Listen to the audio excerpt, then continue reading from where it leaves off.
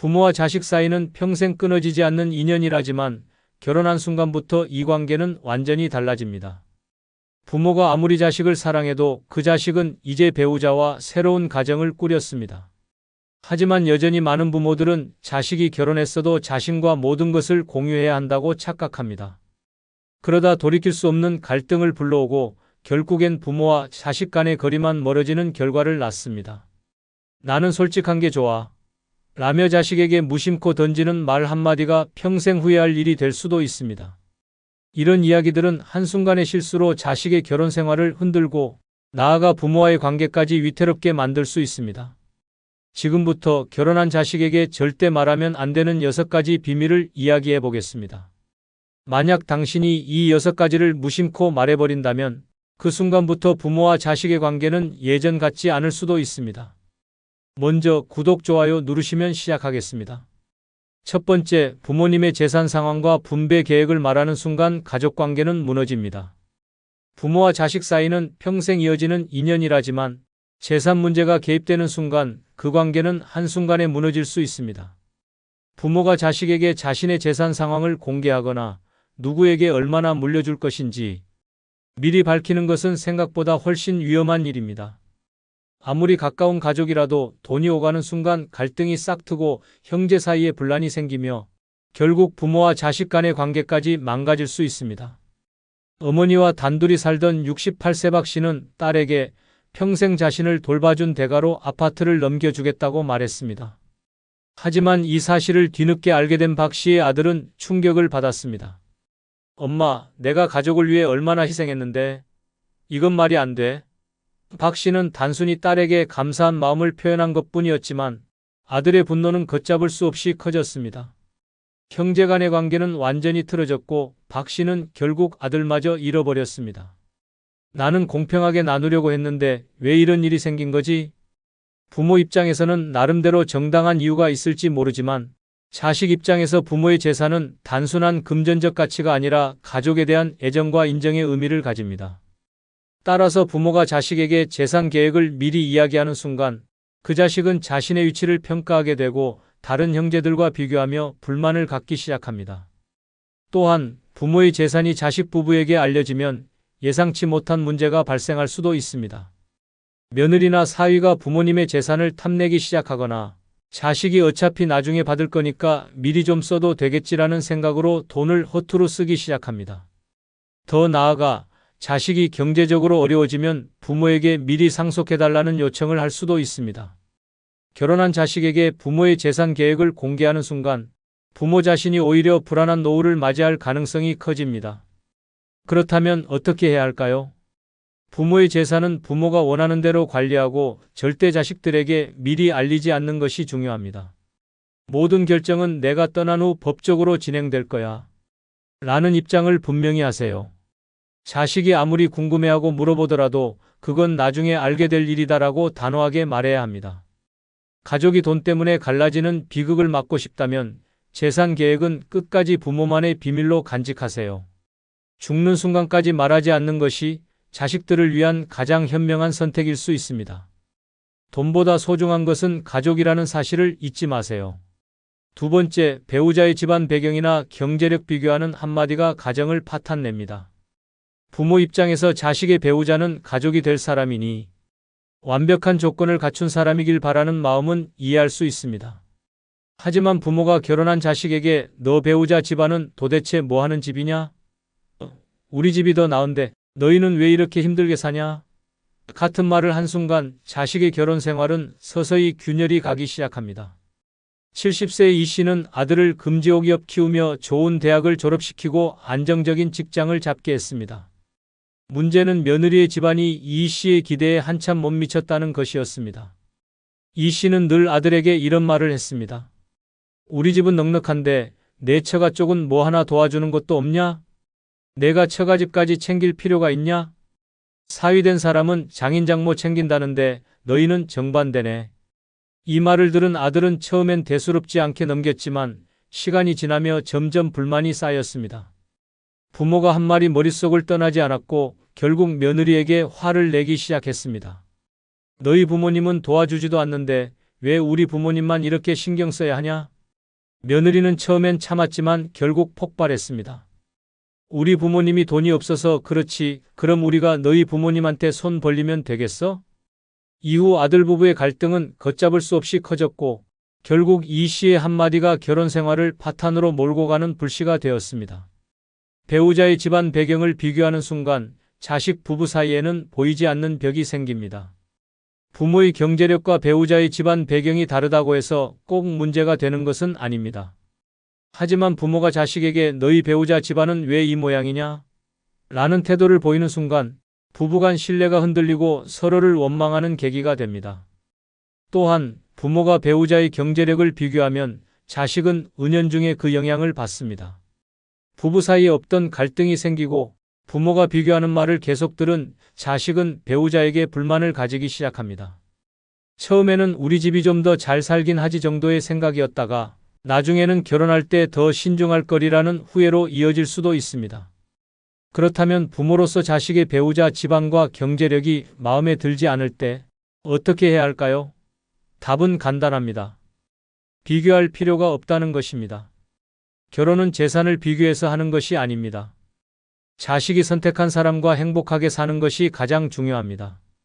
배우자의 집안이 경제적으로 부족할 수 있습니다. 하지만 그것이 자식의 결혼 생활을 좌우하는 요소는 아닙니다. 부모가 자식의 배우자 집안을 깎아내릴수록 그 결혼 생활은 점점 불행해집니다. 자식은 부모와 배우자 사이에서 갈등하고 결국 부모와의 관계도 멀어질 수 있습니다. 결혼한 자식에게 배우자의 집안과 경제력에 대한 말은 절대 하지 마세요. 그 말 한마디가 가족을 갈라놓을 수도 있습니다. 부모가 정말 자식을 위하고 싶다면 배우자의 집안과 경제력이 아니라 그들이 함께 행복하게 사는 것에 초점을 맞춰야 합니다. 돈은 없어도 함께 행복할 수 있지만 부모의 말 한마디가 그 행복을 산산조각 낼 수도 있습니다. 그러니 하늘이 무너져도 배우자의 집안과 경제력을 비교하는 말은 절대 하지 마세요. 세 번째, 이혼을 권유하거나 만류하는 한마디가 자식의 인생을 망칩니다. 부모로서 자식이 불행한 결혼 생활을 하고 있다면 가만히 보고만 있을 수 없습니다. 반대로 사소한 다툼에도 자식이 이혼을 고려한다면 이혼은 절대 안 된다 라고 말하고 싶어질 것입니다. 하지만 이혼을 권유하는 것도 반대로 무조건 이혼하지 말라고 하는 것도 부모가 결코 해서는 안 되는 발언입니다.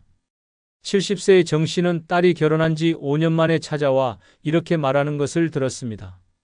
엄마, 나 더 이상 못 살겠어. 도대체 이 결혼을 왜 했나 싶어? 정 씨는 충격을 받았습니다. 평소 사이가 좋아 보였던 사위였는데 딸이 이런 고민을 하고 있을 줄은 꿈에도 몰랐습니다. 그날 밤 정 씨는 딸과 함께 사위의 문제점을 하나하나 짚으며 이혼하는 게 맞을 것 같다라고 말했습니다. 너 아직 젊으니까 다시 시작할 수 있어. 하지만 문제는 예상 밖의 곳에서 터졌습니다. 딸은 다시 남편과 화해했고 그날의 고민 상담은 그냥 홧김에 했던 말이었다고 생각했습니다. 그러나 이미 엄마에게 남편의 단점을 다 털어놓은 이상 이제 남편을 대하는 태도가 어색해졌습니다. 남편과 싸울 때마다 엄마 말이 맞았어. 이 결혼은 잘못된 거였어 라는 생각이 떠올랐고 결국 딸은 관계를 회복하지 못했습니다. 이혼을 결심한 것도 아닌데 엄마가 먼저 등을 떠밀어버린 꼴이었습니다. 반대로 결혼 생활이 지옥 같다고 하소연하는 자식에게 이혼은 절대 하면 안 된다라고 말하는 경우도 있습니다.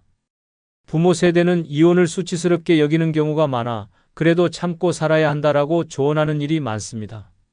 하지만 이 또한 자식의 인생을 망치는 말입니다. 실제로 68세의 박 씨는 결혼 생활이 힘들다고 상담하는 아들에게 아무리 힘들어도 참고 살아야 한다. 결혼은 그런 거다. 라고 조언했습니다. 하지만 몇 년 후 아들은 심각한 우울증을 겪었고 결국 뒤늦게 이혼을 했지만 그때는 이미 건강과 정신적인 안정 모두 잃어버린 상태였습니다.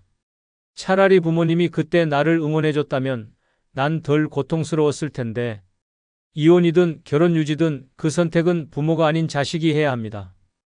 부모가 자식의 결혼 문제에 지나치게 개입하면 결국 자식은 자기 선택을 하지 못한 채 부모의 결정에 휘둘리게 됩니다. 그리고 시간이 지나 후회할 일이 생겼을 때 결국 그 책임을 부모에게 돌리게 됩니다. 그렇다면 부모는 어떻게 해야 할까요? 결혼 생활이 힘들다고 상담하는 자식에게 이혼해라 혹은 절대 이혼하지 마라가 아니라 내가 어떤 선택을 하든 나는 내 편이다라는 말이 가장 좋은 답변입니다. 자식이 스스로 결정을 내릴 수 있도록 부모는 단순한 조언자가 되어야 합니다. 이혼을 권유하는 것도 무조건 막는 것도 자식 인생을 대신 살아주는 것이 아닙니다. 그 선택의 책임은 자식에게 있습니다. 결혼한 자식에게 절대 해서는 안 되는 말, 이혼해라 혹은 이혼하지 마라, 이 두 가지입니다. 부모는 한 발 뒤에서 지켜봐야 할 때도 있습니다. 결국 자식의 인생을 사는 건 부모가 아니라 자식 자신이니까요. 네 번째, 부모가 자식의 모든 삶을 조종하려고 하는 것은 자식 인생을 망치는 최악의 실수입니다. 부모는 자식을 위해 최선을 다하며 살아왔습니다. 태어나서부터 성장하는 순간까지 부모의 손길이 닿지 않은 곳이 없을 정도로 모든 걸 챙겨줬습니다. 하지만 결혼한 자식에게까지 인생의 모든 결정을 부모가 내려야 한다고 착각하는 순간 자식의 삶은 부모의 소유물이 되어버립니다. 그리고 그 순간부터 부모와 자식의 관계는 서서히 무너져 내리기 시작합니다. 70세의 김 씨는 평생 자식을 위해 헌신하며 살아왔습니다. 아들이 결혼을 하자 김 씨는 이제 며느리까지 가족이 되었으니 이제 자신의 의견이 아들 부부의 삶에도 영향을 미치는 것이 당연하다고 생각했습니다. 김 씨는 아들이 어디에서 집을 사야 하는지, 아이를 언제 가져야 하는지, 심지어 가족 여행까지 부모의 허락을 받고 가야 한다고 생각했습니다. 며느리가 이번 추석은 친정에서 보내려고 합니다. 라고 했을 때 김 씨는 충격을 받았습니다. 어디 감히 친정에서 명절을 보낸다고? 그때부터 김 씨는 아들에게 전화를 걸어 불만을 터뜨리기 시작했습니다. 내가 결혼했다고 해서 내 허락 없이 마음대로 할 수 있다고 생각하지 마라. 아들은 처음엔 조용히 듣고 있었지만 점점 불만이 쌓였습니다. 그리고 결국 이런 말을 했습니다. 엄마, 제발 제 인생 좀 그냥 놔두세요. 이 말을 듣는 순간 김 씨는 세상이 무너지는 것 같았습니다. 내가 널 어떻게 키웠는데 이럴 수가 있냐? 하지만 이미 아들의 마음속엔 부담과 반발심이 가득 차 있었고 결국 김 씨와의 거리는 점점 멀어졌습니다. 부모가 자식의 모든 결정을 대신하려는 순간 자식은 점점 부모로부터 도망치고 싶어집니다. 결혼한 자식은 이제 독립된 가정을 꾸렸고 부모가 아닌 배우자와 함께 삶을 계획해야 합니다. 하지만 여전히 많은 부모들은 나는 너를 위해서 하는 말이야 라는 명분으로 자식의 삶에 깊이 개입합니다. 내가 어디에 살아야 하는지, 어떻게 돈을 써야 하는지, 언제 부모를 찾아와야 하는지, 아이를 어떻게 키워야 하는지까지 이런 결정들을 부모가 해주는 것이 당연하다고 생각하는 순간 자식은 자신이 부모의 소유물이라는 착각 속에서 살아가게 됩니다. 그리고 어느 순간 견디지 못한 자식이 부모와의 관계를 끊어버리는 경우도 많습니다. 부모의 사랑이 부담으로 변하는 순간 부모는 자식을 사랑하기 때문에 조언하고 싶고 올바른 길로 이끌어주고 싶어 합니다. 하지만 결혼한 자식에게 부모가 모든 결정권을 행사하려 한다면 그것은 사랑이 아니라 통제입니다. 자식이 원하는 삶이 아니라 부모가 원하는 삶을 강요하는 순간 그 관계는 더 이상 가족이 아니라 지배와 복종의 관계가 되어버립니다. 결혼한 자식에게 부모가 해야 할 가장 중요한 역할은 지켜보는 것, 그리고 기다려주는 것입니다. 나는 언제나 내 편이야. 하지만 내 인생은 내가 결정해야 해. 이 말 한마디가 부모와 자식의 관계를 지키는 가장 중요한 열쇠입니다. 부모의 역할은 자식의 인생을 대신 살아주는 것이 아니라 자식이 행복한 삶을 스스로 선택할 수 있도록 믿어주는 것입니다. 자식을 사랑한다면 그들의 삶을 조종하려 하지 말고 그들이 자신의 길을 갈 수 있도록 조용히 응원해 주세요. 그것이 부모가 결혼한 자식에게 해줄 수 있는 가장 큰 사랑입니다. 다섯 번째, 결혼 후에도 자식이 부모, 집안의 대소사를 책임져야 한다는 요구는 자식의 가정을 파괴하는 폭탄입니다. 부모와 자식의 관계는 평생 이어집니다. 하지만 자식이 결혼했다면 이제 그 관계는 바뀌어야 합니다. 부모의 대소사에 자식이 당연히 모든 걸 챙겨야 한다고 생각하는 순간 자식의 가정은 균열이 생기고 부부 사이는 서서히 멀어지기 시작합니다. 70세의 박 씨는 장남에게 평생을 기대며 살아왔습니다. 아들이 결혼한 후에도 박 씨는 모든 가족 행사를 아들에게 맡겼습니다. 명절 준비부터 제사, 친척 경조사까지 아들이 부모를 챙기는 건 당연한 일이라 여겼습니다. 어느 날 며느리가 조심스럽게 말했다. 아버님, 이번에는 저희 일정이 있어서 가족 행사에 참석하기 어려울 것 같아요. 하지만 박 씨는 단호했습니다. 그건 내 일정이야. 우리 가족 행사가 우선이지. 그런 건 나중에 해. 며느리는 더 이상 말하지 않았지만 그날 밤 아들과 심하게 다퉜습니다. 당신 부모님 일이라면 우리는 무조건 다 맞춰야 해. 나한테도 내 가족이 있어. 아들은 한숨을 쉬며 말했다. 우리 집은 원래 이런 문화야. 난 장남이고 부모님을 모셔야 해. 그 순간 며느리는 깨달았습니다. 이 결혼에서 그녀는 우선순위가 아니라는 것. 부모의 대소사에 자식이 신경 쓰는 것은 물론 중요합니다. 하지만 자식이 결혼한 순간 최우선은 자신의 가정이 되어야 합니다. 부모가 여전히 자식을 집안의 중심에 두고 모든 책임을 떠넘긴다면 그 가정은 절대 온전할 수 없습니다. 특히 장남이니까 당연히 해야지. 넌 우리 집의 기둥이야. 같은 말들은 자식의 가정을 흔드는 가장 위험한 말들입니다. 부모가 자식에게 요구하는 순간 자식은 부모와 배우자 사이에서 갈등하기 시작하고 결국 배우자가 소외되며 부부관계에 금이 가게 됩니다. 그렇다면 부모는 어떻게 해야 할까요? 자식이 결혼한 순간 부모의 대소사는 자식의 도움이 아니라 배려로 받아들여야 합니다. 자식이 도울 수 있으면 돕는 것이고 사정이 안 되면 괜찮다. 내 가정이 우선이다. 라고 말할 수 있어야 합니다. 부모가 이렇게 한 발 물러설 때 오히려 자식은 더 적극적으로 부모를 챙기게 됩니다. 부모는 언제나 자식이 결혼 후에도 본가를 중심으로 움직이길 바라지만 그럴수록 자식은 부모와 멀어지게 됩니다. 결혼한 자식에게는 부모의 집안보다 자신의 가정이 먼저라는 사실을 인정해야 합니다. 자식을 붙잡으려고 하면 할수록 자식은 멀어질 뿐입니다. 정말 자식을 위한다면 이제는 부모의 대소사를 스스로 챙기고 자식의 가정을 지켜주는 지혜가 필요합니다. 그것이 부모와 자식이 평생 좋은 관계를 유지하는 길입니다.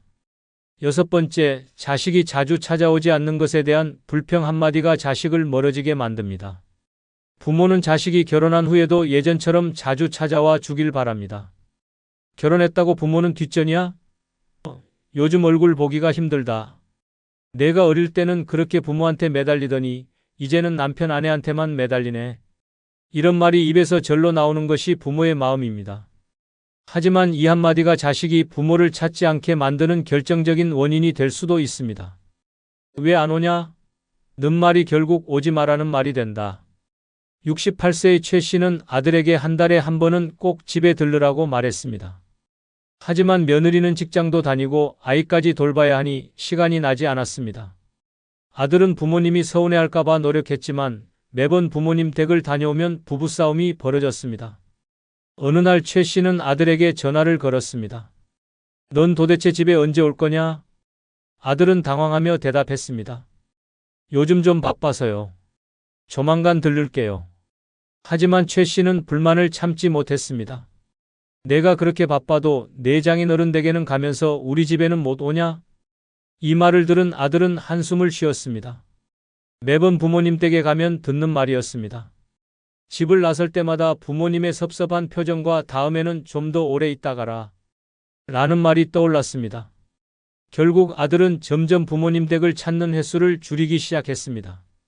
그리고 어느 순간 부모님과의 관계는 예전 같지 않게 되었습니다.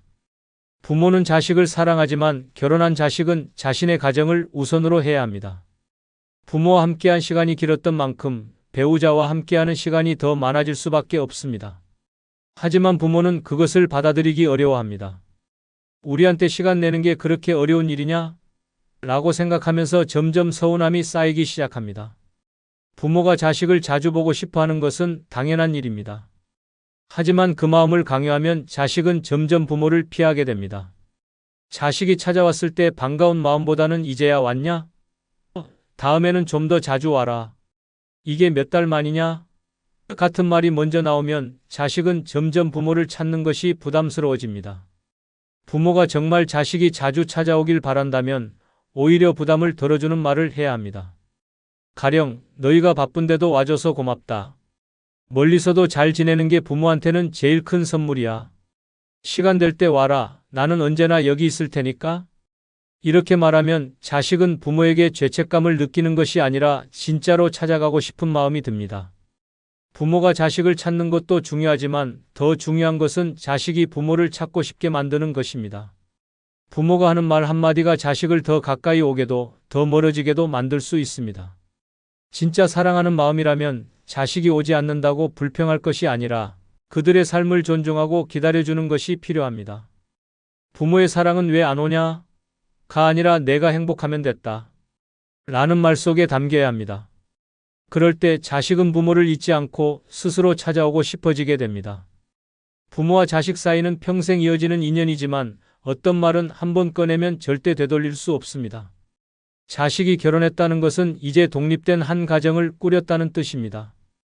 부모가 모든 것을 공유해야 한다고 생각하는 순간 자식의 삶에 불필요한 부담을 주고 심할 경우 가족 간의 갈등을 초래할 수도 있습니다.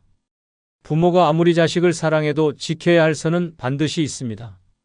특히 위의 6가지는 절대 말해서는 안 되는 금기사항입니다. 나는 그냥 솔직하게 말했을 뿐이야 라고 생각할지 모르지만 그 솔직함이 자식의 삶을 흔들고 관계를 깨뜨릴 수도 있습니다.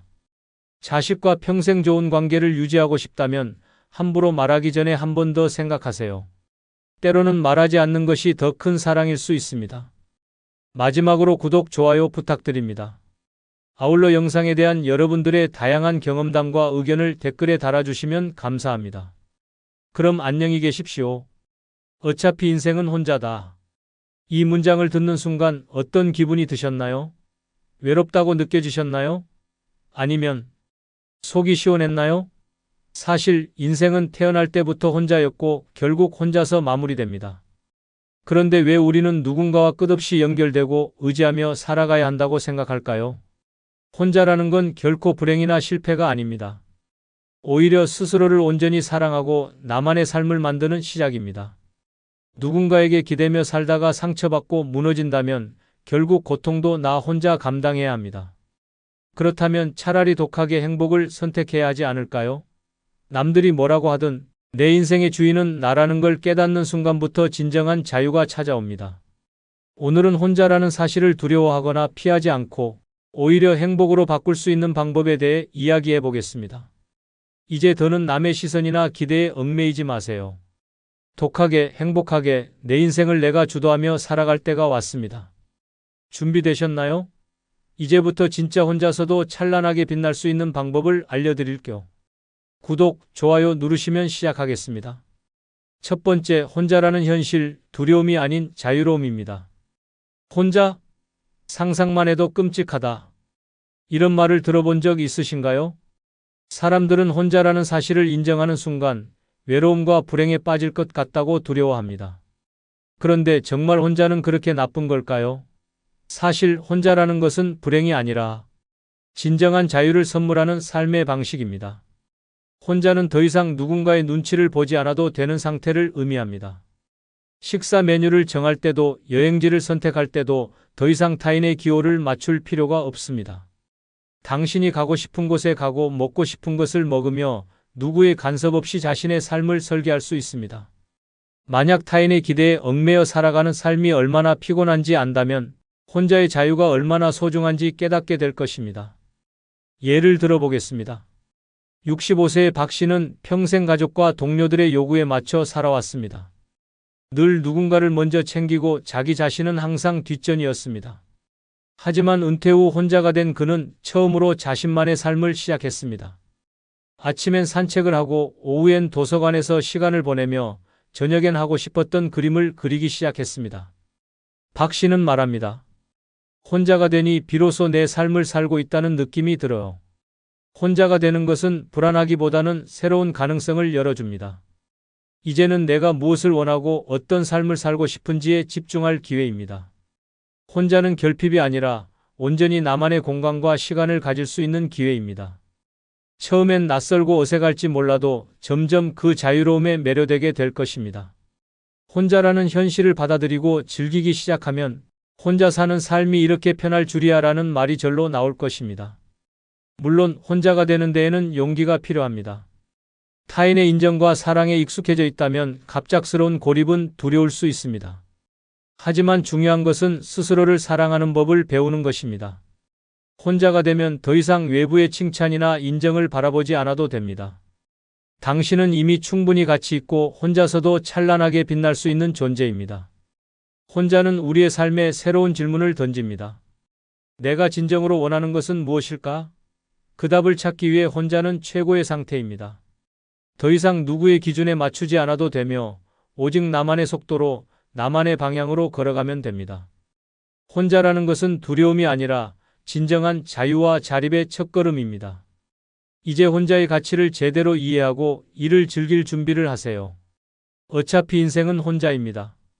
하지만 혼자인 삶은 우리가 어떻게 선택하느냐에 따라 가장 큰 행복과 자유를 선사할 수 있습니다. 두려움을 떨쳐내고 혼자라는 사실을 긍정적으로 받아들이는 순간 당신은 진정으로 독립적인 삶을 시작하게 될 것입니다. 두 번째, 혼자 행복하게 사는 첫걸음은 아니요라고 말하는 연습입니다. 이 나이에 내가 뭘 더 할 수 있겠어? 그냥 아이들이 행복하면 됐지. 이런 말을 해본 적 있나요? 사람들은 남의 행복을 자신의 행복보다 우선시하며 살아갑니다. 특히 부모의 위치에서는 자식들의 삶이 곧 내 인생의 의미라고 생각하는 경우가 많습니다. 하지만 이런 태도는 결국 자기 자신을 잃어버리는 지름길입니다. 남의 기대에 맞추기 위해 사는 인생은 내 것이 아니라 타인의 것입니다. 65세의 김 여사는 늘 자식들의 요구에 맞춰 살아왔습니다. 그녀는 아들에게 엄마, 애 좀 봐줘요라는 부탁을 받을 때마다 할 일을 미뤄가며 손자를 돌보러 달려갔습니다. 딸에게는 엄마, 집안일 좀 도와줘라는 요청을 받으며 자신의 시간은 뒷전으로 밀렸습니다. 김 여사는 그렇게 자신이 할 수 있는 모든 것을 자식들에게 쏟아부었습니다. 그런데 어느 날 그녀는 심각한 허리 통증으로 병원을 찾았고 의사에게 이제 허리를 무리하게 쓰면 큰일 날 수 있습니다라는 경고를 들었습니다. 하지만 그녀의 자식들은 엄마 조금만 더 도와줘라며 그녀의 한계를 이해하지 못했습니다. 김 여사는 깨달았습니다. 내가 나를 지키지 않으면 아무도 나를 지켜주지 않는다. 그녀는 남의 기대에 맞추느라 스스로를 소모했던 과거를 뒤로하고 자신을 위한 삶을 선택하기로 결심했습니다. 남의 기대에 의존하지 않고 자신의 행복을 찾는 것은 쉽지 않습니다. 세상은 끊임없이 당신에게 요구합니다. 자식들은 부모가 자신을 위해 희생하는 것을 당연하게 여기고 주변 사람들은 당신이 자신의 기대에 맞춰주기를 바랍니다. 하지만 이 모든 것을 수용하다 보면 당신의 삶은 점점 사라지고 남는 것은 피로와 공허함 뿐입니다. 남의 기대를 내려놓는 첫걸음은 아니요라고 말하는 연습입니다. 누군가 당신에게 무리한 부탁을 할 때 그 요구가 나의 행복을 해친다면 단호하게 거절해야 합니다. 이것은 이기적인 태도가 아닙니다. 오히려 당신을 소중히 여기는 가장 기본적인 방법입니다. 자신만의 행복을 찾는 것은 작은 일부터 시작할 수 있습니다. 당신이 좋아하는 취미를 되찾아 보세요.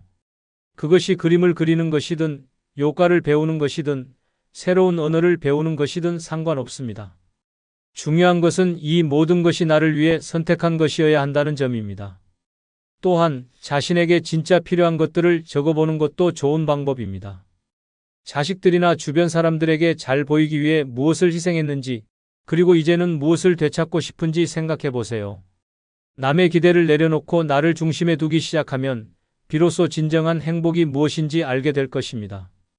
김 여사는 이제 손자 대신 친구들과 여행을 다니고 자식들의 집안일 대신 독서 모임에서 책을 읽으며 자신의 삶을 즐기고 있습니다. 그녀는 말합니다. 나를 위해 살기 시작하니 자식들도 결국 더 건강하고 행복한 엄마를 보게 되었어요. 남의 기대에 의존하는 삶에서 벗어나 스스로의 행복을 주도하세요. 이제 당신이 진정으로 원하는 삶을 만들어야 할 때입니다. 타인의 시선과 요구는 내려놓고 당신 자신에게 가장 먼저 충실하세요. 그것이 바로 행복으로 가는 지름길입니다. 세 번째, 경제적 독립이 가장 큰 자유입니다. 혼자로 살아가는데 가장 중요한 것은 바로 경제적 독립입니다. 돈이 없다면 아무리 혼자의 삶을 추구하고 싶어도 현실적으로 불가능합니다. 경제적 독립은 단순히 생활비를 마련하는 것을 넘어 나의 삶을 스스로 통제할 수 있는 힘을 의미합니다. 내가 벌어서 내가 쓴다는 단순한 원칙이지만 이는 혼자의 삶에서 가장 강력한 자유를 보장합니다. 65세의 이 여사는 은퇴 후 처음엔 연금으로 생활하며 마음의 여유를 느꼈습니다. 하지만 매달 늘어나는 병원비와 생활비에 점점 압박감을 느끼기 시작했습니다. 딸에게 조금만 돈을 빌려줄 수 있겠니? 라고 물었을 때 돌아온 대답은 차갑기만 했습니다. 엄마, 우리도 여유가 없어. 그때 이 여사는 깨달았습니다. 내가 나를 지키지 않으면 아무도 지켜주지 않는다는 사실을. 혼자의 경제적 독립을 이루기 위해서는 철저한 관리와 현명한 소비 습관이 필수적입니다. 먼저 매달 고정비용과 변동비용을 꼼꼼히 파악해야 합니다. 어떤 지출이 꼭 필요한지, 어떤 부분에서 절약할 수 있는지 분석하는 것이 첫걸음입니다. 또한 필요 이상의 소비를 줄이고 소소한 즐거움을 찾는 것도 중요합니다. 예를 들어 비싼 외식을 줄이고 집에서 직접 요리하는 습관을 들이는 것은 건강과 경제를 모두 챙기는 좋은 방법입니다. 경제적 독립은 수입과 지출의 균형을 유지하는 것뿐만 아니라 자신의 돈을 스스로 관리하는 능력을 기르는 데서 시작됩니다. 돈이 있어야 마음이 편하다는 말처럼 경제적으로 안정되어야 비로소 혼자의 삶에서 진정한 자유를 느낄 수 있습니다. 혼자라도 자신을 돌볼 수 있는 경제적 여유를 확보한다면 그 어떤 상황에서도 흔들리지 않는 자신감을 가질 수 있습니다. 혼자 살아가면서 경제적 독립은 단순한 목표가 아니라 반드시 지켜야 할 삶의 기본 원칙입니다. 지금부터라도 스스로의 재정을 책임지는 습관을 들이세요. 돈에 휘둘리지 않고 나의 삶을 자유롭게 주도할 때 진정한 행복을 누릴 수 있습니다. 경제적 독립은 가장 큰 자유입니다. 네 번째, 인간관계 꼭 필요한 사람만 남겨라입니다. 혼자 살아가는 삶에서 가장 큰 걸림돌은 과도한 인간관계입니다. 사람들과의 관계가 삶에 활력을 준다고 하지만 그 관계가 독이 되기도 합니다. 필요 없는 관계는 단호하게 끊어내야 합니다. 남의 기대에 부응하기 위해 나를 희생하며 살아가다 보면 결국 정작 중요한 사람은 떠나고 피곤한 관계만 남게 됩니다.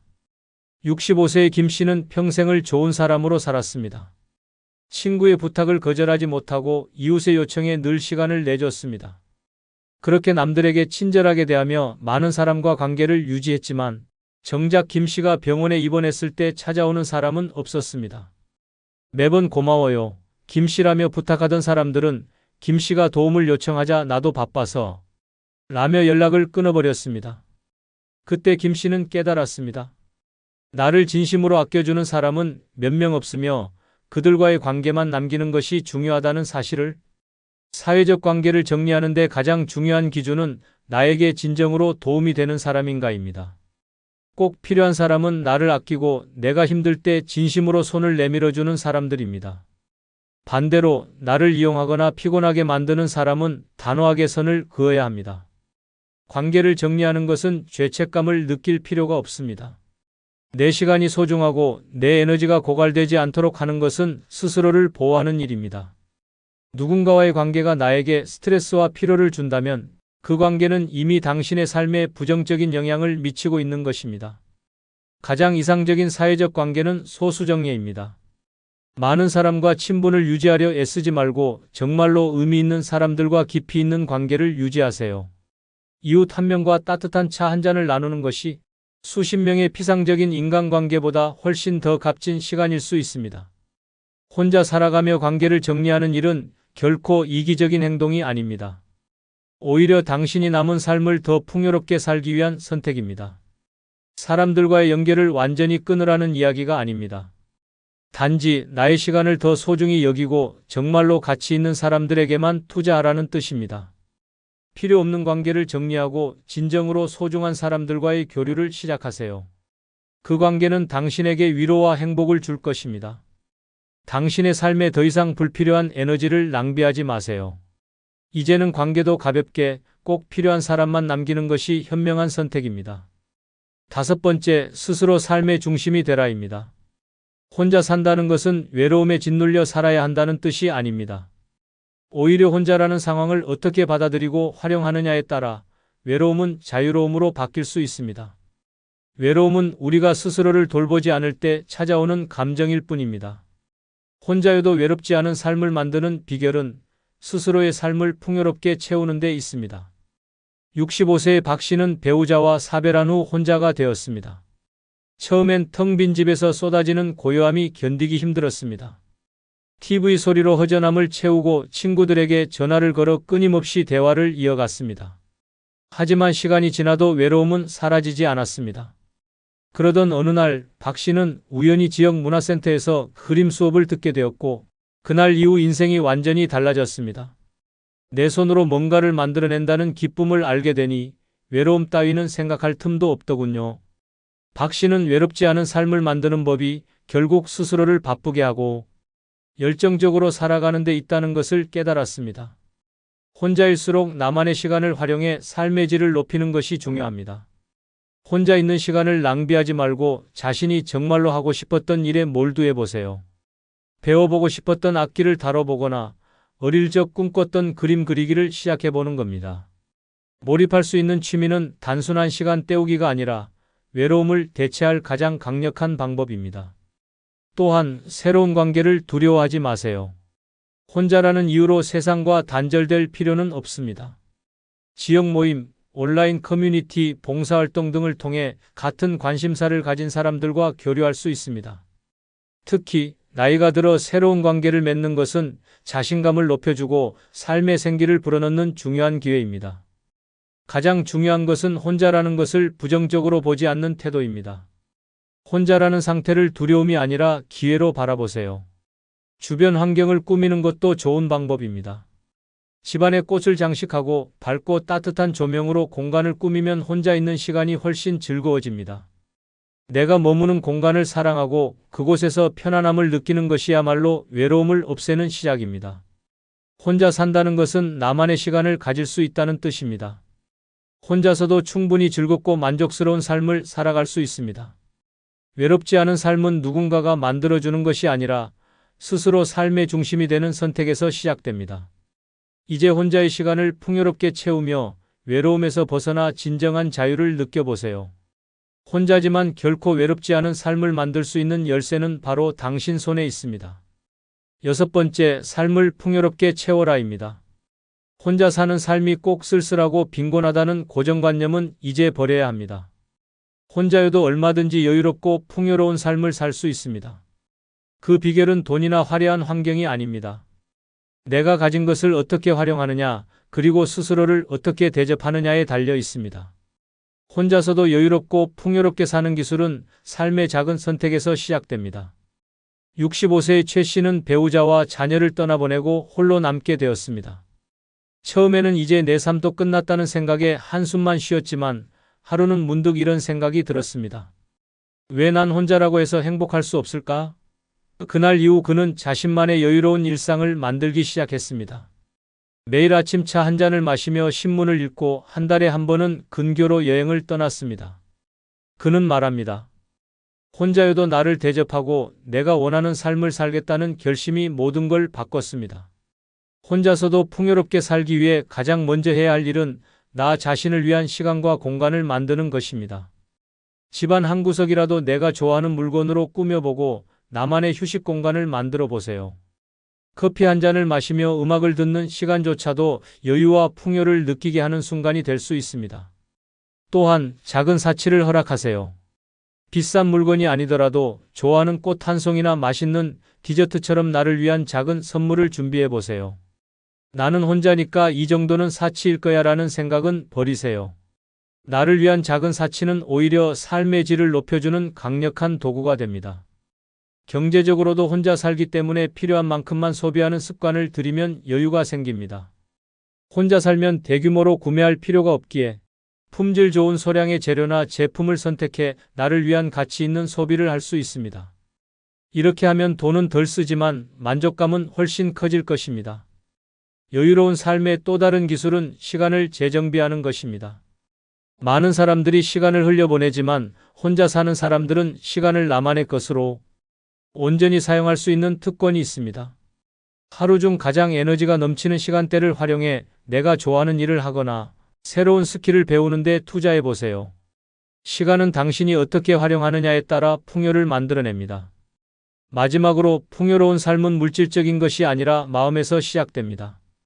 내 삶을 소중히 여기는 태도와 작은 것에 감사할 줄 아는 마음이 진정한 풍요를 만듭니다. 주변의 시선이나 기대에 얽매이지 않고 나만의 삶을 존중하며 살아가는 것. 그것이 혼자서도 풍요롭고 여유로운 삶의 핵심입니다. 혼자 산다고 해서 단조로운 삶을 살 필요는 없습니다. 오히려 혼자일수록 나만의 선택으로 삶을 풍요롭게 가꿀 기회가 더 많습니다. 내가 내 삶의 주인이다라는 마음으로 오늘부터 여유롭고 찬란한 삶을 만들어 보세요. 혼자의 시간은 곧 당신만의 특별한 무대입니다. 7번째, 당신이 인생의 주인입니다. 혼자라는 사실이 슬픔과 고독을 의미한다고 생각한다면 그것은 혼자의 진짜 가치를 아직 모르는 겁니다. 혼자라는 것은 자유의 또 다른 이름이고 내가 내 삶을 마음껏 설계할 수 있는 최고의 기회입니다. 혼자이기에 더 찬란한 인생이 가능하다는 사실을 깨닫는 순간 당신은 인생의 주인이 됩니다. 65세의 김 여사는 자녀들을 모두 독립시키고 배우자와 사별한 뒤 한동안 집안에서 텅 빈 시간을 보내곤 했습니다. 처음엔 외로움에 몸서리치며 누군가가 곁에 있어야만 안심할 수 있다고 믿었습니다. 하지만 우연히 그녀는 이웃 주민들이 운영하는 플리마켓에 참가하면서 큰 깨달음을 얻었습니다. 내가 혼자라고 해서 아무것도 할 수 없는 건 아니구나. 오히려 혼자라서 내가 원하는 것을 마음껏 해볼 수 있구나. 그날 이후 김 여사는 그녀만의 사업 아이디어를 실행에 옮겼고 지금은 자신이 직접 만든 공예품을 판매하며 경제적, 정신적 자유를 동시에 누리고 있습니다. 혼자이기에 찬란한 인생은 다른 사람의 기대에서 벗어나 내 삶을 내가 원하는 대로 디자인할 수 있다는 데서 시작됩니다. 누군가의 간섭 없이 내가 하고 싶은 일을 계획하고 그 과정에서 즐거움과 성취를 느낄 수 있습니다. 혼자라는 사실을 비관적으로 보지 않고 나만의 목표와 열정을 키워가는 시간으로 삼는다면 인생은 오히려 더 빛나게 됩니다. 또한 혼자는 자기 자신에게 집중할 수 있는 최고의 기회입니다. 관계에 휘둘리며 나를 잊어버렸던 과거를 뒤로하고 이제는 스스로를 가장 소중히 여기는 법을 배워야 합니다. 예를 들어 한적한 오후에 좋아하는 책을 읽거나 산책로를 걸으며 내 마음과 대화하는 시간은 내면을 풍요롭게 하고 삶을 더욱 충만하게 만들어줍니다. 혼자이기에 가능한 삶의 찬란함은 모험적인 선택에서도 빛을 발합니다. 혼자라면 내가 가고 싶은 곳으로 여행을 떠나고 내가 좋아하는 방식으로 시간을 보내며 누구에게도 허락을 구할 필요 없이 나를 위한 모험을 설계할 수 있습니다.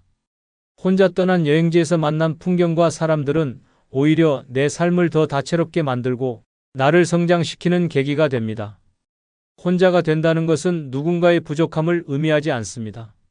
오히려 스스로를 채울 기회를 제공받은 겁니다. 내가 원하는 것을 하고 나를 가장 잘 이해하는 사람으로 스스로를 돌보는 시간이야말로 찬란한 인생을 완성하는 열쇠입니다. 여러분, 혼자라는 사실을 슬퍼하거나 부정적으로 바라보지 마세요. 그 누구도 대신 살아줄 수 없는 내 삶, 이제는 내가 주도권을 잡고 찬란한 그림을 그려야 할 시간입니다. 혼자라는 사실은 독립적인 자유를 의미합니다. 혼자서도 빛나는 삶은 바로 지금부터 당신의 선택에 달려 있습니다. 혼자이기에 더 찬란한 나만의 인생이 바로 당신 앞에 펼쳐질 것입니다. 여러분 모두를 응원합니다. 끝으로 구독, 좋아요 부탁드립니다. 감사합니다. 이번 영상은 10살 연하와 재혼한 김할머니의 이야기를 들려드리겠습니다. 구독과 좋아요 누르시면 시작하겠습니다. 김할머니는 72세였다. 남편과 사별한 지 10년이 넘었고 자식들은 모두 결혼해 각자의 가정을 꾸렸다. 넓디 넓은 집에 혼자 남겨진 그녀는 처음엔 자유를 만끽했다. 이제는 누구 눈치 볼 것도 없이 내 마음대로 살 수 있겠구나. 하지만 그 자유는 오래가지 않았다. 시간이 지나면서 집안의 정막이 점점 그녀를 짓눌렀다. 아침이면 무거운 몸을 일으켜 허전한 식탁에 앉았다. 찬장엔 식료품이 가득했지만 누구와 나눠 먹을 것도 아니었기에 대충국 한 그릇을 끓여 홀로 밥을 떠넣었다. TV를 켜놓아도 그 속에 왁자지껄한 사람들은 그녀와 아무 상관없는 세상이었다. 어디라도 나가볼까? 하지만 정작 발길을 옮기려 하면 혼자 가서 뭐하나? 하는 생각이 들었고 결국 다시 집 안으로 돌아와 버렸다. 한때 자식들이 전화라도 자주 했지만 이제는 한 달에 한 번 걸려오는 안부 전화가 전부였다. 엄마, 바빠서 나중에 전화할게요. 라는 말만 남기고 끊어지는 전화 소리에 김할머니는 자신도 모르게 한숨을 쉬었다. 가족이 있어도 외로웠다. 나도 누군가랑 함께하고 싶다. 늙어서라도 다시 사랑할 수 있을까? 김할머니는 혼자 사는 시간이 길어질수록 점점 더 외로움을 느꼈다. 텅 빈 집에서 하루를 보내는 것이 너무 힘들어지자 그녀는 무언가 변화를 주기로 마음먹었다.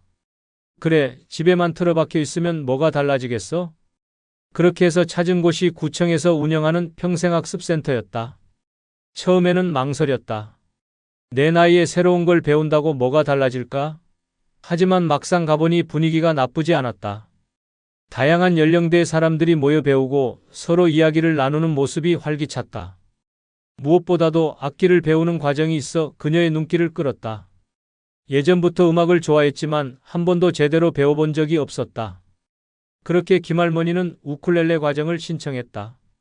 강좌 첫날 낯선 공간에서 어색하게 앉아있던 그녀에게 한 남자가 먼저 말을 걸었다. 안녕하세요. 저도 오늘 처음 왔어요. 목소리는 부드러웠고 미소가 따뜻했다.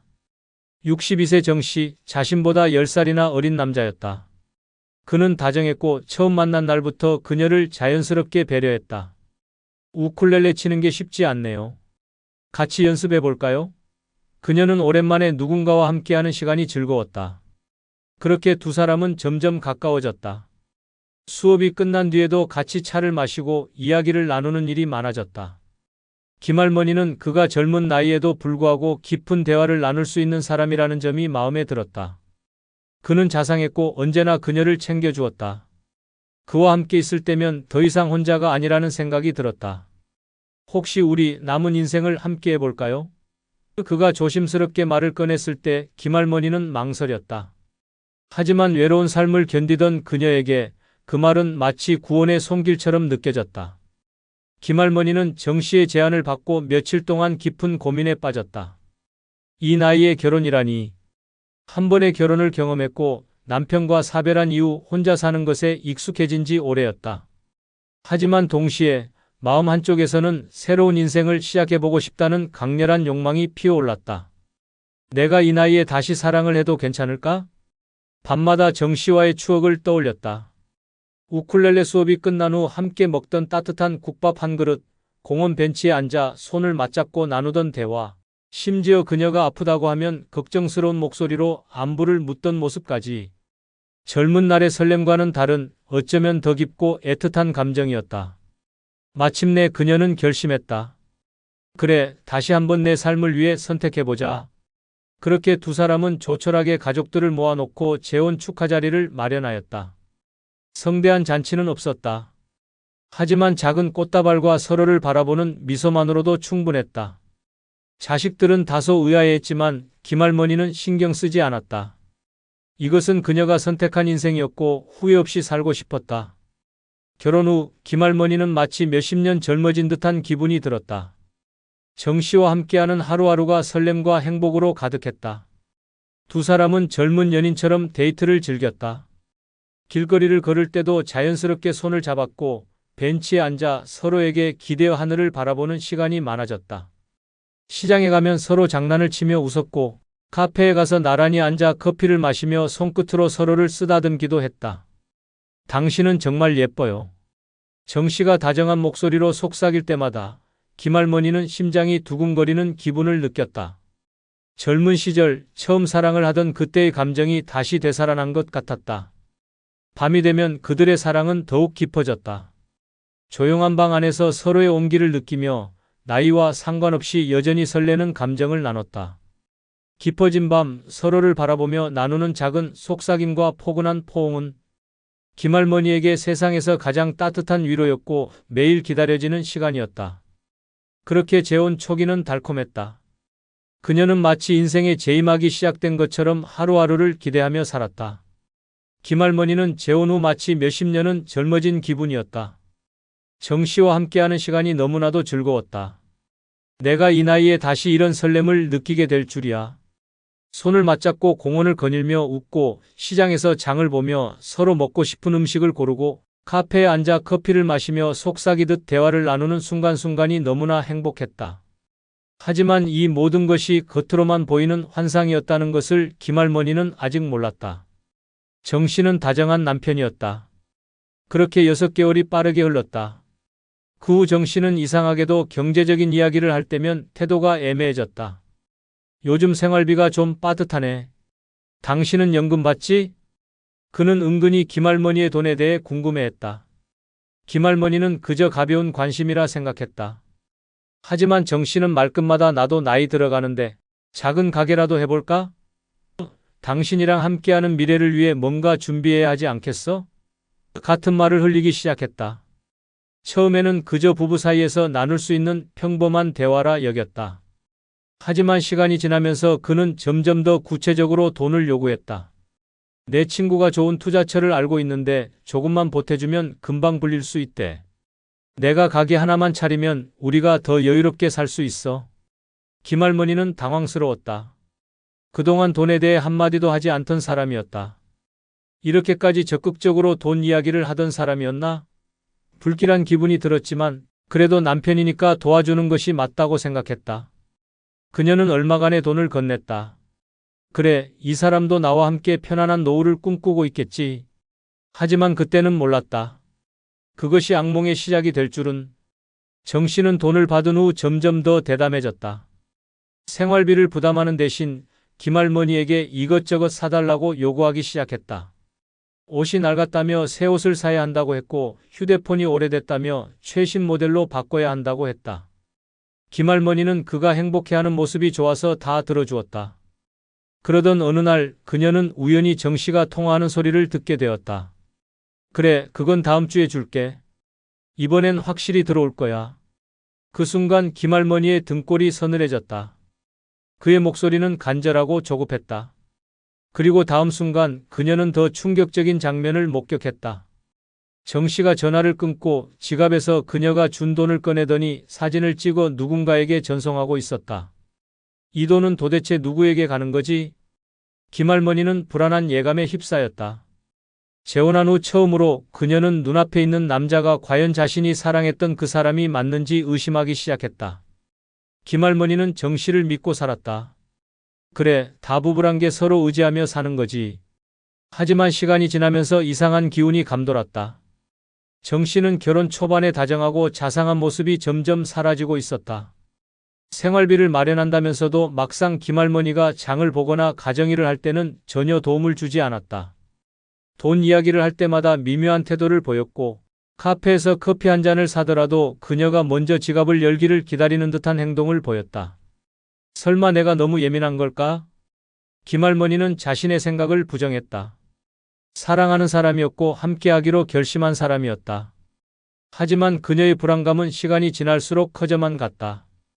그러던 어느 날 결정적인 단서를 발견했다. 그날도 정씨는 김할머니에게 친구 만나고 오겠다며 외출했다. 그런데 실수로 휴대폰을 두고 간 것이었다. 김할머니는 원래 다른 사람의 물건을 함부로 만지는 성격이 아니었다. 하지만 평소부터 남편이 자주 전화를 받고 혼자 있을 때는 일부러 멀리 가서 통화하던 모습이 떠올랐다. 대체 무슨 얘기를 하길래 나한테 한 번도 보여주지 않았을까? 순간 울린 메시지 알람이 그녀의 시선을 끌었다. 평소보다 다급한 느낌이었다. 김할머니는 주저하며 화면을 눌렀다. 그리고 눈앞에 펼쳐진 문자 몇 줄이 그녀의 심장을 얼어붙게 만들었다. 형님, 이번에도 좀 빌려주셔야 합니다. 마지막이에요. 이번 판만 잘 되면 다 정리됩니다. 노인네 돈 끌어다가 어떻게든 해결해야죠. 손이 떨렸다. 노인네 돈? 이 말은 대체 무슨 뜻인가? 김할머니는 혹시나 하는 마음에 정씨가 두고 간 지갑을 열어보았다. 그리고 숨이 턱 막혔다. 한 장, 두 장, 수십만 원의 현금이 들어 있었다. 그녀는 이 돈이 어디서 난 것인지 묻고 싶었지만 이미 답은 알고 있었다. 그녀가 남편을 믿고 건넸던 돈이었다. 내가 사랑한다고 믿었던 남자가 내 돈을 이용하고 있었던 거야? 그 순간 현관문이 열리는 소리가 들렸다. 화장실에서 나온 정씨와 눈이 마주쳤다. 김할머니의 손에는 그의 휴대폰이 들려 있었고 화면에는 메시지가 그대로 떠 있었다. 정씨의 얼굴이 순간적으로 굳었다.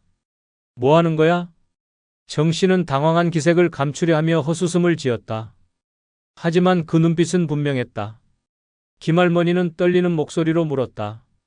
이게 다 뭐야? 이 돈, 이 메시지 대체 뭐야? 그러자 정씨는 담배라도 피우고 싶다는 듯 짜증스럽게 한숨을 내쉬었다. 그러더니 태연한 목소리로 말했다. 아니, 오해하지 마. 그건 그냥 친구한테 잠깐 빌려주는 거야. 친구? 빌려줘? 그러면 나한테 미리 말을 했어야지. 그리고 노인네 돈이라는 말은 뭐야? 설마 나한테 돈을 뜯어내려고 결혼한 거야? 김할머니가 날카롭게 따지자 정 씨는 순간 표정을 바꾸었다. 부드럽던 얼굴이 차갑게 굳었다. 아니, 당신 왜 이렇게 예민해? 그냥 도와주면 되는 거 아니야? 우리가 부부인데 서로 좀 돕고 사는 게 당연한 거지. 이제는 적반하장이다. 속 좁아? 내가 당신한테 얼마를 줬는지 알아? 그 돈이 다 어디로 갔는지도 몰라. 말해봐, 도대체 무슨 일인 거야? 정 씨는 한숨을 내쉬더니 갑자기 태도를 바꿨다. 알았어, 솔직히 말할게. 사실 좀 급한 빚이 있었어. 당신한테 말하면 싫어할 것 같아서 그냥 해결하려고 했던 거야. 하지만 이제 다 정리될 거야. 이번 한 번만 더 도와주면 돼. 김할머니는 숨이 막혔다. 이제야 모든 게 명확해졌다. 이 남자는 처음부터 돈을 보고 접근한 것이다. 사랑은커녕 자신을 이용하고 있었던 것이다. 정 씨는 그녀가 말을 하지 않자 조용히 그녀의 손을 잡으려 했다. 우리 이렇게 싸우지 말자. 당신이 나 사랑하잖아. 우리 잘 살아보자. 그 순간 김할머니는 깨달았다. 이 모든 게 거짓이라는 것을. 그녀는 이제 선택해야 했다. 이 남자에게 모든 것을 빼앗길 것인지 아니면 지금이라도 벗어날 것인지. 그러나 그녀는 아직 결정을 내리지 못했다. 지금껏 함께해온 시간과 사랑이 단순한 착각이었을까? 그녀는 헷갈렸다. 하지만 더 이상 믿을 수 없다는 불길한 예감이 강하게 밀려왔다. 김할머니는 아무 말도 하지 못한 채 멍하니 앉아 있었다. 손끝이 저려왔고 머릿속은 복잡하게 얽혔다. 이게 다 거짓이었다고? 정 씨는 그런 그녀의 모습을 보며 슬쩍 다가왔다. 여전히 온화한 얼굴을 유지하려 애쓰는 듯 했지만 그 눈빛은 서늘했다. 당신 나를 그렇게까지 믿지 못해? 그가 부드럽게 손을 잡았다. 김할머니는 본능적으로 손을 뿌리쳤다. 믿으라고? 당신이 내 돈을 몰래 빼돌리고 친구한테 노인네 돈 끌어온다고 말하는 걸 보고도? 정 씨는 한숨을 쉬며 머리를 긁적였다. 그러더니 낮고 나른한 목소리로 말했다. 그래, 오해할 만한 일이었어. 하지만 난 당신을 속이려고 했던 게 아니야. 그냥 좀 어려운 일이 있어서 그랬어. 당신도 알잖아. 요즘 살기 얼마나 힘든지. 그리고 우리 부부잖아. 부부끼리는 도와주면서 살아야 하는 거 아니야? 부부라는 단어가 그녀의 가슴을 찔렀다. 맞다. 부부였다. 함께 살아가겠다고 약속한 사이였다. 하지만 그 약속은 믿음과 신뢰 위에 세워지는 것이지 속임수와 빚더미 위에 쌓아 올리는 것이 아니었다. 처음부터 돈이 목적이었지? 김할머니의 목소리는 낮았지만 단호했다. 정 씨는 갑자기 인상을 찌푸렸다. 더 이상 다정한 표정을 유지하지 않았다. 그게 뭐가 문제야? 당신이 돈이 없으면 내가 결혼했을 것 같아? 당신도 마찬가지잖아. 젊은 남자랑 살고 싶어서 결혼한 거 아니야? 그 말에 김할머니는 숨이 턱 막혔다. 뭐라고? 내가 처음부터 모를 줄 알았어? 당신도 외롭고 젊은 남편이 옆에 있으면 좋을 것 같아서 결혼한 거잖아. 결국 서로 필요해서 한 거지 무슨 순수한 사랑 같은 소리야? 그제야 김할머니는 모든 것이 무너지는 기분이 들었다. 그는 처음부터 그녀를 사랑하지 않았다. 김할머니가 10살 연상이든 말든 상관없었다. 단 하나, 그녀가 가진 돈이 중요했을 뿐이었다. 그날 이후 김할머니는 밤잠을 이루지 못했다. 옆에서 자는 정 씨의 얼굴을 바라보며 생각했다. 이 사람을 믿을 수 있을까? 나는 이 결혼을 유지할 수 있을까? 그러나 시간이 지나면서 정 씨는 더욱 적나라하게 본색을 드러냈다. 더 이상 다정한 말도 없었다. 김할머니가 생활비를 주지 않으면 정 씨는 화를 냈고 돈을 주면 잠시 다정해졌다. 이 관계는 사랑이 아니라 거래였다. 그러던 어느 날 김할머니는 결정적인 장면을 목격했다. 정 씨는 퇴근 후 피곤하다며 곧장 방으로 들어갔다. 김할머니는 평소와 같이 조용히 집안일을 정리하다가 화장실에 두고 간 그의 휴대폰을 보게 되었다. 그리고 그 속에는 그녀가 절대로 몰랐어야 했던 진실이 담겨 있었다. 형님, 이번에도 좀만 더 보내줘. 아, 걱정 마요. 아직은 들키지 않았어요. 이번 달만 좀 더 빨아먹고 그 다음엔 알아서 정리할게요. 빨아먹고? 김할머니는 온몸이 얼어붙었다. 자신이 사랑했던 사람의 본심이 이토록 잔인할 줄은 몰랐다. 이 남자는 처음부터 자신을 뜯어먹을 대상으로만 생각하고 있었던 것이다. 그 순간 그녀의 머릿속이 환하게 정리되었다. 이제 그만해야 해. 더 이상은 안 돼. 김할머니는 다음 날부터 행동에 들어갔다. 그녀는 곧장 변호사를 찾아갔다. 상황을 설명하자 변호사는 고개를 끄덕였다. 이혼을 결심하셨다면 철저히 준비하셔야 합니다. 그리고 중요한 건 그동안 빼앗긴 돈을 일부라도 되찾을 방법을 마련하는 것입니다. 김할머니는 조용히 미소를 지었다. 그녀는 이미 결심을 마쳤다. 이제 더는 속지 않는다. 김할머니는 그날 밤 다시는 예전처럼 잠들 수 없었다. 옆에서 자고 있는 정 씨의 얼굴을 보며 온몸이 떨렸다. 이 남자는 처음부터 날 사랑한 적이 없었다. 그저 돈을 빨아먹기 위한 존재. 자신을 노인네라고 부르며 남몰래 조롱했던 남편. 사랑이라는 가면을 쓰고 천천히 그녀의 삶을 집어삼키려 했던 거머리 같은 존재. 이제 더는 참을 수 없었다. 이제는 내가 게임을 주도할 차례다. 다음 날 김할머니는 변호사를 만났다. 이혼하고 싶어요. 그리고 제 돈 다시 찾을 방법이 있나요? 변호사는 그녀의 이야기를 차분히 들으며 서류를 정리했다. 당연히 가능합니다. 결혼 후 재산을 정리하고 법적으로 대응하면 됩니다. 김할머니는 눈을 감았다. 그리고 마지막 결정을 내렸다. 집으로 돌아와서도 태연한 척 행동했다. 여전히 남편의 밥을 차려주고 평소처럼 따뜻한 말도 건넸다. 정 씨는 여전히 그녀가 아무것도 모른다고 생각하고 있었다. 바보 같은 노인네가 내 속을 알 리 없지. 라고 믿고 있었겠지. 그러나 김할머니는 다 계획이 있었다. 그날 저녁 정 씨는 늦은 시간까지 밖에서 시간을 보내다 술에 취한 채 집으로 들어왔다. 문을 열고 들어오는 그의 얼굴을 보고도 김할머니는 아무 말도 하지 않았다. 그리고 그가 완전히 방심한 순간 그녀의 반격이 시작되었다. 다음 날 아침 김할머니는 은행을 찾아갔다. 그녀는 변호사의 조언대로 모든 계좌를 점검하고 남편이 몰래 사용하고 있는 돈의 흐름을 파악했다. 그리고 곧장 계좌를 정리했다. 그리고 결정적인 순간이 찾아왔다. 그날 밤 김할머니는 정 씨와 마주 앉았다. 여느 때처럼 상을 차리고 차분하게 말했다. 우리 그동안 많이 사랑했다고 생각했어. 정 씨는 술을 한 잔 마시며 여유롭게 웃었다. 왜 그래, 갑자기? 김할머니는 조용히 미소 지었다. 그리고 폭탄을 던졌다. 이제 끝낼 때가 된 것 같아. 당신한테 줄 돈은 이제 없어. 그 말이 떨어지자 정 씨의 표정이 싸늘하게 변했다. 뭐? 내가 바보처럼 보였겠지? 하지만 다 알고 있었어. 내 돈을 어떻게 쓰고 있었는지도, 나를 어떻게 속였는지도. 변호사도 만났어. 그리고 이제 우리가 함께할 이유는 없어. 정 씨는 얼굴을 일그러뜨리며 소리쳤다. 당신 지금 무슨 소리 하는 거야? 우리가 부부라는 걸 잊었어? 부부? 그건 내가 당신을 믿을 때나 가능한 이야기지. 당신이 날 속이는 순간 그 관계는 끝난 거야. 김할머니는 당당하게 그를 바라보며 이혼 서류를 내밀었다. 이제 그만 정리하자. 내 돈, 내 인생, 더는 당신한테 빼앗기지 않아. 정 씨는 그제야 자신이 완전히 궁지에 몰렸다는 걸 깨달았다. 며칠 후 김할머니는 법원의 판결을 받았다. 이혼이 성립되었으며 남편에게 건넸던 일부 금액도 반환받게 되었다. 모든 것이 끝나고 그녀는 조용히 커피 한 잔을 들고 창가에 앉았다. 창밖에는 햇살이 따뜻하게 내리쬐고 있었다. 그녀는 조용히 중얼거렸다. 이제 진짜 자유다. 정 씨와의 끔찍한 결혼 생활은 끝이 났다.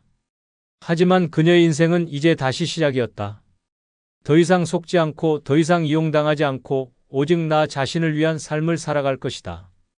비록 정 씨에게 돈을 일부 뜯기긴 했지만 그녀에게는 매달 나오는 연금이 있었다. 결혼 전부터 착실하게 준비했던 노후 자금 덕분에 혼자 사는데 아무런 지장이 없었다. 오히려 불필요한 사람에게 돈을 빼앗길 일 없이 오롯이 자신의 삶을 위해 사용할 수 있는 자유가 생겼다. 혼자가 되었지만 더 이상 외롭지 않았다. 이제부터는 내가 내 인생의 주인이다. 이상으로 오늘 영상을 마칩니다. 구독, 좋아요 해주시면 다음에도 유익한 영상으로 찾아뵙겠습니다. 늘 건강하시기 바랍니다. 이제 나이도 있으니 조용히 살아야지. 다들 그렇게 늙어가는 거 아니야? 이런 말들 익숙하지 않습니까? 하지만 60세 이후의 인생은 끝이 아니라 새로운 시작입니다. 오히려 이때부터 어떻게 사느냐에 따라 앞으로 20년, 30년이 완전히 달라집니다. 젊었을 때처럼 바쁘게 살 필요는 없지만 그렇다고 하루하루 무의미하게 보낸다면 어느 순간 삶이 텅 빈 것처럼 느껴질 것입니다. 지금이야말로 내 인생의 황금기로 만들 기회입니다. 아무런 준비 없이 그냥 나이만 먹으면 결국 무료한 하루와 끝없는 후회만 남습니다. 하지만 조금만 다르게 생각하고 행동하면 60세 이후의 삶은 누구보다 빛날 수 있습니다. 지금부터 가장 빛나는 노년을 위해 절대 놓쳐서는 안 될 6가지 방법을 알려드리겠습니다. 지금 이 순간 당신의 인생이 새롭게 시작됩니다. 먼저 구독, 좋아요 버튼을 눌러주세요. 첫 번째 방법은 건강이 최우선이다. 매일 몸을 움직여라입니다. 나이 들면 원래 여기저기 쑤시는 거야. 허리 아프고 무릎 시린 게 당연하지. 많은 사람들이 이렇게 말합니다. 하지만 정말 그럴까요? 나이가 들어서가 아니라 몸을 제대로 관리하지 않아서 아픈 것입니다. 가만히 앉아서 TV만 보고 걷지도 않고 근력 운동도 하지 않으면 당연히 몸이 망가질 수밖에 없습니다. 오늘 하루 안 움직였다고 당장 큰일이 나는 건 아니지만 이런 생활이 일주일, 한 달, 1년이 되면 몸은 서서히 망가지고 결국에는 계단 하나 오르내리는 것도 힘들어집니다. 그냥 푹 쉬면 괜찮아지겠지. 조금만 걸어도 숨이 차. 난 운동 체질이 아닌가 봐. 운동을 하지 않는 사람들의 흔한 변명입니다. 하지만 운동을 멀리하면 근육이 빠지고 혈관이 막히고 심장은 약해집니다. 건강을 유지하는 가장 간단한 방법은 매일 몸을 움직이는 것입니다. 뭘 어떻게 운동해야 해? 헬스장 가야 하나? 너무 번거로운데. 운동을 어렵게 생각할 필요 없습니다. 가장 쉬운 운동이 최고의 운동입니다. 아침에 일어나서 가벼운 스트레칭을 하고 하루 30분 이상 걷는 것만으로도 건강에 큰 변화를 가져올 수 있습니다. TV를 볼 때 가만히 앉아있지 말고 발뒤꿈치를 들었다 놨다 하면서 혈액순환을 도와주고 엘리베이터 대신 계단을 이용하는 것만으로도 심폐기능을 향상시킬 수 있습니다. 그거 몇 번 하다가 말게 되던데? 그렇습니다. 운동은 하루 이틀 하는 것이 아니라 습관이 되어야 합니다. 하루 이틀 하고 그만두면 아무 소용이 없습니다. 하지만 꾸준히 하면 혈압이 낮아지고 당뇨 위험이 줄어들며 치매 예방 효과까지 기대할 수 있습니다. 매일 30분이면 됩니다. 하지만 이 30분을 소홀히 하면 건강한 30년이 사라질 수도 있습니다. 그래도 나이 들면 다들 이렇게 아픈 거 아니야? 아닙니다. 건강을 유지하는 사람들은 나이가 들어도 활기차게 생활합니다. 하지만 몸을 돌보지 않은 사람들은 아파서 병원 신세를 지고 스스로 움직이지도 못하는 삶을 살게 됩니다. 몸이 건강해야 원하는 것을 할 수 있습니다. 70세, 80세가 되어 침대에 누워 운동 좀 할 걸 하고 후회해봐야 소용없습니다. 운동이 귀찮긴 한데 그래도 해봐야겠네. 그렇습니다. 지금 당장 시작해야 합니다. 걷고 스트레칭하고 근력 운동을 하면서 몸을 관리해야 합니다. 운동을 하면 근육이 살아나고 기분이 상쾌해지며 활력이 넘치는 삶을 살 수 있습니다. 건강한 몸이 있어야 인생도 빛이 납니다. 몸이 움직이는 한 인생도 움직입니다. 내일이 아니라 오늘부터 시작해야 합니다. 두 번째 방법은 배우는 것을 멈추지 마라. 두뇌를 항상 깨워두어야 한다입니다. 60세가 넘으면 많은 사람들이 배우는 것을 포기합니다. 이 나이에 새로운 걸 배워서 어디에 쓰겠어? 내 머리는 이제 굳었어. 아무리 해도 안 들어와라고 말하며 스스로를 한계에 가둡니다. 하지만 배움을 멈추는 순간 두뇌도 멈추고 인생도 정체됩니다. 매일 똑같은 생활 패턴을 반복하다 보면 뇌는 점점 기능을 잃고 활력을 잃어버립니다. 머리를 쓰지 않으면 기억력은 급격히 저하되고 치매 위험은 높아지며 삶 자체가 무기력해집니다. 나이 들면 건망증 생기는 게 당연한 거지라며 스스로를 위안하는 사람들이 많지만 사실 기억력 감퇴는 나이 때문이 아니라 두뇌를 사용하지 않기 때문입니다. 같은 일만 반복하는 생활 속에서 뇌는 점점 기능을 멈추고 익숙함 속에서 천천히 쇠퇴해 갑니다. 결국 남는 것은 늘어가는 건망증과 세상과 단절된 삶뿐입니다. 배운다는 것은 거창한 것이 아닙니다. 무조건 새로운 학문을 공부하라는 것이 아닙니다. 중요한 것은 지금까지 해보지 않은 것들을 해보는 것입니다. 새로운 언어를 배우거나 악기 연주를 시도하는 것도 좋고, 그림을 그리거나 새로운 장르의 책을 읽는 것도 뇌를 깨우는 방법입니다. 악기를 배우기엔 손이 느려서 안 될 것 같아 책은 봐도 내용이 잘 안 들어오는데 라고 고민할 수도 있지만 정작 시작해보면 생각보다 쉽고 재미있다는 걸 깨닫게 됩니다. 요즘 인터넷으로도 배울 게 많다던데 하면서도 정작 스마트폰은 전화와 문자 외에는 사용하지 않는 사람들이 많습니다. 하지만 스마트폰으로 유튜브 강의를 듣고 온라인 강좌를 수강하면서도 얼마든지 새로운 것을 배울 수 있습니다. 중요한 것은 도전하는 것입니다. 가장 효과적인 두뇌 운동 중 하나는 손을 함께 사용하는 활동입니다. 악기 연주, 퍼즐 맞추기, 뜨개질 같은 것들은 손과 두뇌를 동시에 쓰는 활동이기 때문에 뇌기능 저하를 막아주는 효과가 큽니다. 또한 낯선 환경에 자신을 노출시키는 것도 두뇌 건강에 큰 도움이 됩니다. 매번 같은 카페에서 같은 사람들과 같은 이야기를 나누는 것이 아니라 가끔은 새로운 장소에서 새로운 사람들을 만나 다른 주제로 대화하는 것도 두뇌를 자극하는 좋은 방법입니다. 이제 와서 뭐하러 새로운 걸 배워? 라고 생각할 수도 있습니다. 하지만 두뇌를 멈추는 순간 삶도 멈춥니다. 배우는 것이 두렵다면 그것이야말로 지금 당장 시작해야 한다는 신호입니다. 두뇌를 사용하지 않으면 쇠퇴하고 결국 삶의 즐거움도 사라지게 됩니다. 인생은 끝없이 배워가는 과정입니다. 60세 이후에는 더욱 적극적으로 배우고 도전해야 합니다. 그래야만 삶이 빛나고 정신이 건강하게 유지될 수 있습니다. 세 번째 방법은 감정을 억누르지 마라. 하고 싶은 말을 하면서 살아라. 입니다. 나이 들었으면 조용히 살아야지. 괜히 감정 드러냈다가 트러블 생기면 어쩌려고 그래? 이런 말 한 번쯤 들어본 적 있을 겁니다. 하지만 감정을 억누르고 살면 나만 힘들어집니다. 말하고 싶은 걸 참으면서 쌓인 감정은 언젠가 폭발하게 되어 있습니다. 그리고 그 폭발은 대부분 건강을 망치는 방향으로 나타납니다. 속에 쌓인 스트레스는 고혈압을 부르고 소화장애를 일으키며 결국 삶의 질을 갉아먹습니다. 그러면서도 정작 본인은 참고 사는 것이 미덕이라고 착각합니다. 내가 말하면 싸움 날 것 같아서 그냥 참았어. 이제 와서 뭐하러 감정 표현해? 그냥 속으로 삼키면 되지. 절대 그렇지 않습니다. 감정을 쌓아두면 결국 병이 됩니다. 하고 싶은 말은 해야 합니다.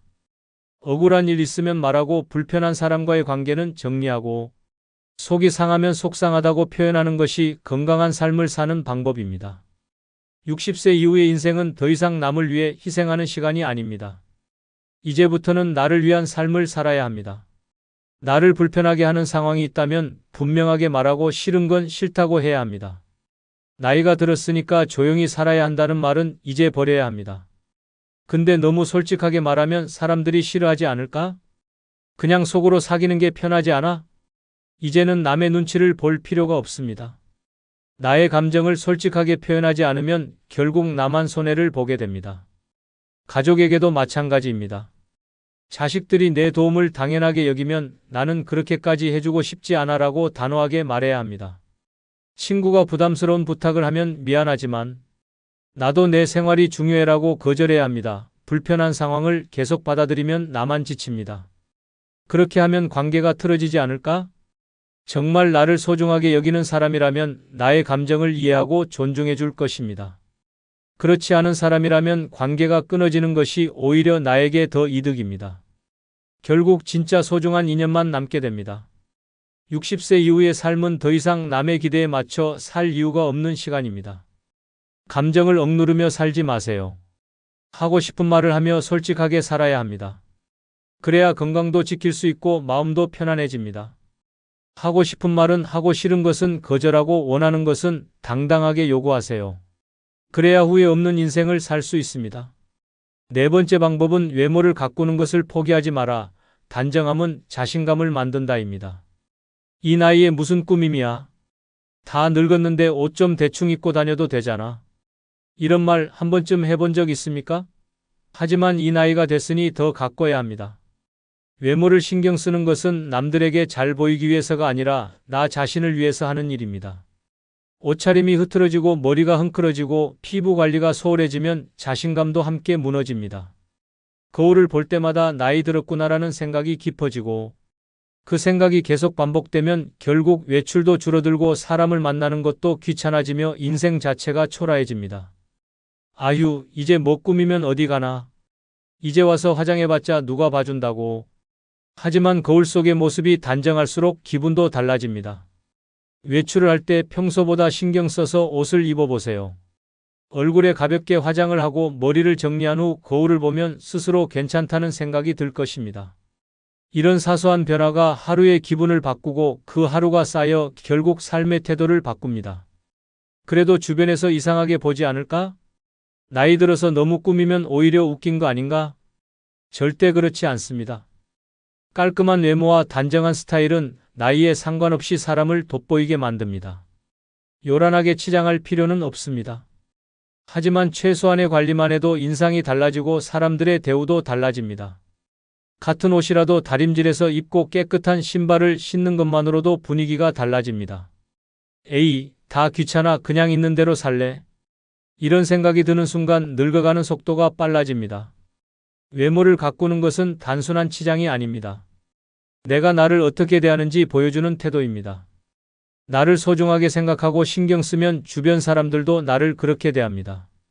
외모를 포기하면 자존감이 떨어지고 자존감이 떨어지면 삶 전체가 무너집니다. 이제 와서 가꾼다고 뭐가 달라지겠어?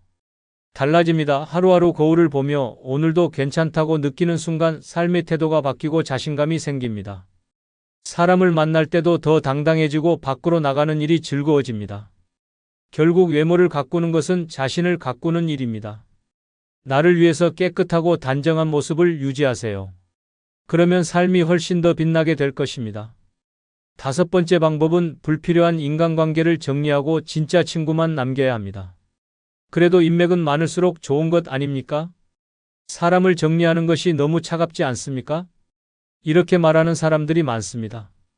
하지만 나이가 들수록 인간관계는 꼭 필요한 사람들만 남겨야 합니다.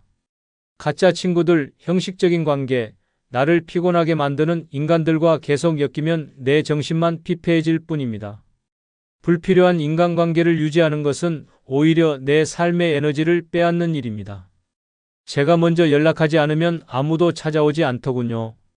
혼자 노력하는 관계 같아서 마음이 복잡합니다. 그렇다면 이미 답은 나와 있습니다.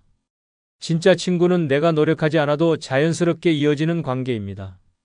연락을 끊었을 때 자연스럽게 멀어지는 사람이라면 애초에 그 정도의 인연이었을 뿐입니다. 나이가 들수록 억지로 관계를 유지할 필요가 없습니다. 대신 정말로 내 인생에서 가치 있는 사람, 힘들 때 나를 지지해주는 사람 만나면 마음이 편안한 사람들만 남겨야 합니다. 그래도 오랫동안 알고 지낸 사이인데 너무 냉정하게 끊는 것 아닙니까? 어쩌면 시간이 지나면 다시 좋은 관계가 될 수도 있지 않겠습니까? 무조건 모든 관계를 끊어야 한다는 것은 아닙니다. 하지만 나를 소모하게 만드는 관계라면 과감하게 정리해야 합니다. 자꾸 부정적인 말만 하는 사람, 나를 이용하려는 사람, 필요할 때만 연락하는 사람, 만날 때마다 기운이 빠지는 사람과의 관계는 더 이상 붙잡고 있을 이유가 없습니다. 그런데 인간관계를 줄이면 너무 외로워지지 않겠습니까? 오히려 반대입니다. 가짜 친구가 많으면 내 마음을 터놓을 사람이 없습니다. 하지만 진짜 친구 한두 명만 있어도 외롭지 않습니다. 중요한 것은 숫자가 아니라 관계의 질입니다. 형식적인 인맥 100명보다 진짜 친구 1명이 훨씬 더 가치 있습니다. 이제 남은 인생, 진짜로 나를 아끼고 이해해주는 사람들과 함께 해야 합니다. 불필요한 관계를 정리하는 것은 차가운 것이 아니라 내 인생을 더 따뜻하게 만드는 선택입니다. 소중한 것만 남기는 삶이야말로 60세 이후 가장 빛나게 살아가는 방법입니다. 6번째 방법은 나를 위한 작은 사치를 즐겨라. 지금이 아니면 언제 하겠는가입니다. 이 나이에 무슨 사치야? 애들도 키우고 손주도 봐야 하는데 돈 아껴야지. 많은 사람들이 이렇게 말합니다. 하지만 한번 생각해 보십시오. 젊었을 때는 아이들 키우느라, 가족 부양하느라, 집안 살림하느라, 남들 챙기느라 정작 나 자신을 위한 사치는 한 번도 누려보지 못한 채 살아오지 않았습니까? 이제 60세를 넘겼다면 더 이상 뒤로 미룰 시간이 없습니다. 지금이 아니면 도대체 언제 나를 위한 삶을 살겠습니까? 그래도 남들이 보면 사치한다고 흉보지 않을까요?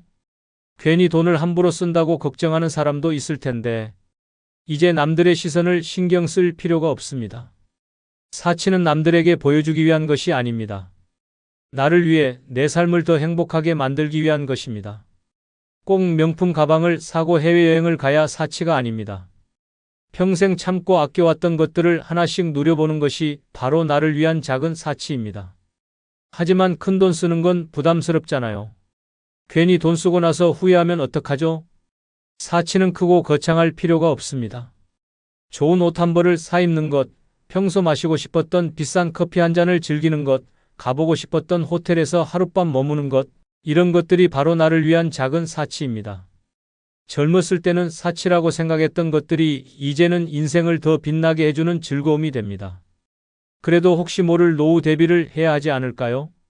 물론 무작정 돈을 펑펑 써서는 안 됩니다. 하지만 살아있는 동안 나 자신에게 한 번도 투자하지 않는 것이야말로 더 큰 낭비입니다. 아끼고 아끼다가 결국 병원비로 다 써버리는 것이 더 억울하지 않겠습니까?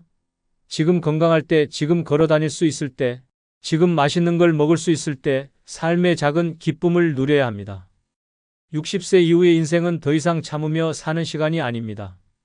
그동안 참고 살아온 시간을 보상받아야 할 때입니다. 남이 아니라 나 자신을 위해 투자해야 합니다.